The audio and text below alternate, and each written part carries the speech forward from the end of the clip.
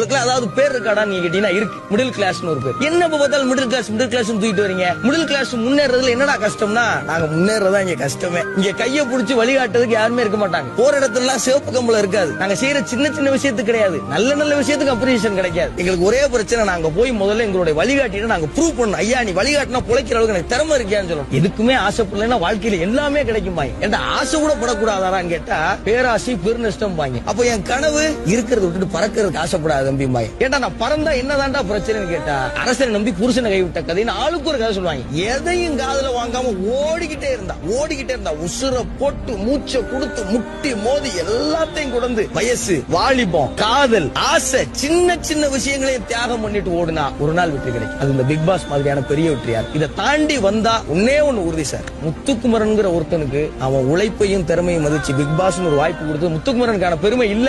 உழைச்சினா உனக்கும் இந்த உலகம் கை